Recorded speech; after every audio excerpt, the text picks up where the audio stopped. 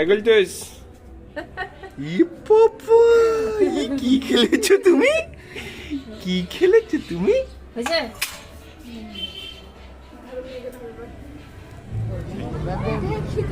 চলো চলো চলো চলো বিন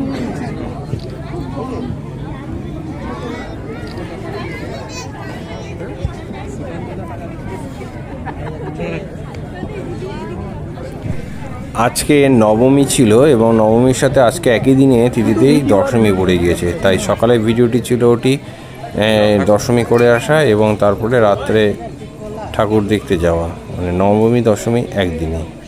সামনে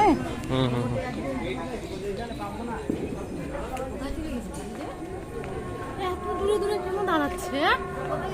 কোথায় চলে গেছে? তুমি নাম্বার নিয়ে নাও নি? না